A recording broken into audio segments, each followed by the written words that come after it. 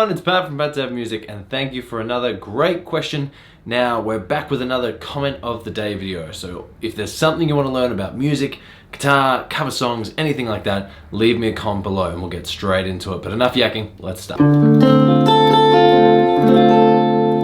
Okay, so as you probably guessed from the intro and the title, we are checking out bar chords today. And in the next 30 seconds to a minute, you'll be able to play your first bar chord. Pretty exciting. I do apologize. I know someone commented this on a video. I can't seem to find it, so maybe they deleted it, or maybe YouTube's just not showing it to me anymore.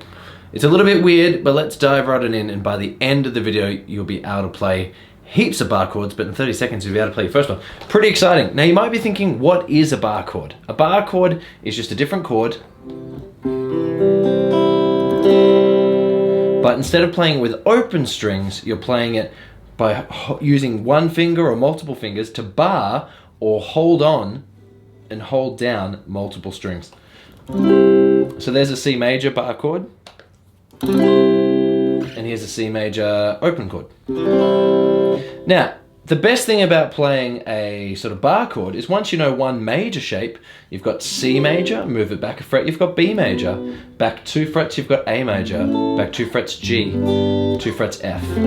So rather than having to remember all these different shapes, you just learn one major shape and suddenly you can play every single major chord. You take your finger off and suddenly you can play every single minor chord.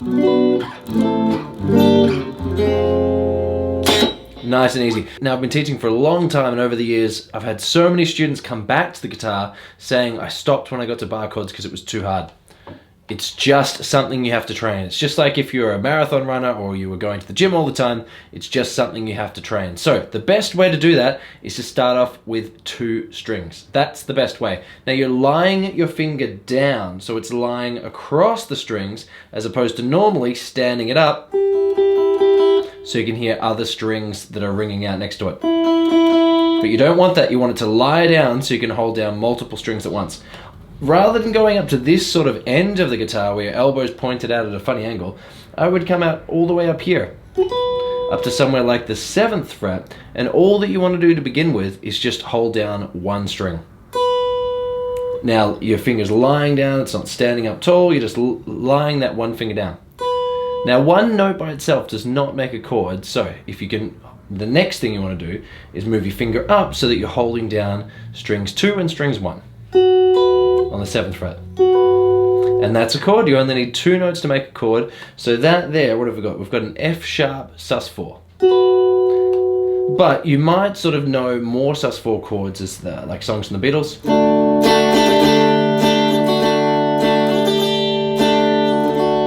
So how you could get that sound is just doing that bar chord shape on the 3rd fret. So done. You now know a bar chord.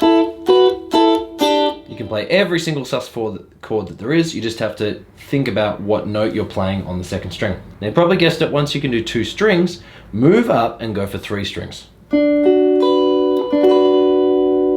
Now, once you can do 3 strings, experiment and put your other remaining fingers on any fret that you want. Just have a bit of fun with it.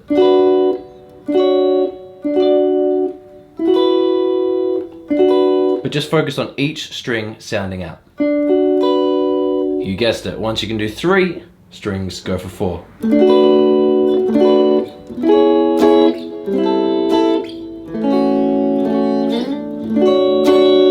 Experiment by moving fingers onto other frets. Great job.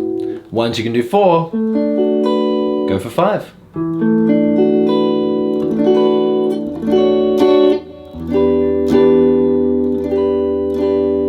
And once you can do 5, go for 6. Now, I would spend a day, 2 days, a week on each different string group. So a week on 2 strings, a week on 3 strings, a week on 4 strings, a week on 5 strings, a week on 6 strings. Every time you pick up the guitar, you just bar some chords and just build up that strength, just like you're at the gym or, you know, sort of running a marathon or whatever. So that's what I would do. Every single time you pick up the guitar, practice those bar chords. Now, really, really important thing to think of is that this is a skill that's going to develop over time. And it's not that you will never be able to do it, it's just you might not be able to do it right this moment because you haven't training for it. But I still think you should be able to do two strings. Once you get up to doing 6 strings, 6 strings is actually quite difficult. So as soon as you're onto holding down 6 strings, I actually learn these 2 chord shapes. Now these 2 chord shapes, you're going to be able to play every single major chord and every single minor chord that there is. So the first shape is you hold down, let's do the 7th fret again. Actually, let's move up to the 8th fret. So we're on the 8th fret. Now we're going to make a power chord. So first we're going to put our 3rd finger on the 10th fret. Your first finger is holding down every 8th fret. Once you can do that, pinky underneath your 3rd finger. And once you can do that, use your 2nd finger on the 9th fret of the 3rd string. Now what you're playing is a beautiful C major chord. Now, you've actually learned every single major chord that there is. It all relates to what bass note or what note is on the 6th string. Play that shape on any single fret on the 6th string and you'll play every major chord. So move the whole shape back a fret and you've got the B major chord. Move on to the 5th fret and you've got the A major. 3rd fret, G major.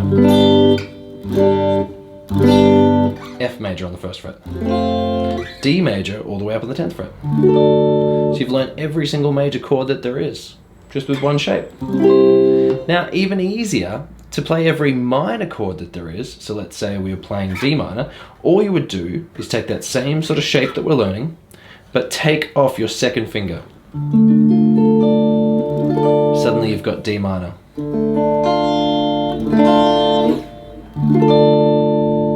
And again, if you were to play it on a C note, the 8th fret, you get C minor, A minor, G minor, F minor. You now know every single major chord and minor chord that there is with 2 shapes. Now that's something that's not going to happen overnight. It's something that's not going to take a few minutes, just like what it did then. But hopefully now you can see the power of learning bar chords. And you learn one shape, you know every major chord. One shape, you know every minor chord. And it's so much easier.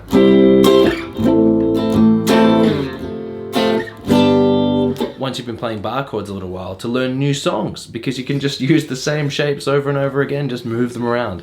But that's it. Thank you so much for the comment for this week. Anything else you want to learn, leave a comment below and I'll see you again for the next one. Bye.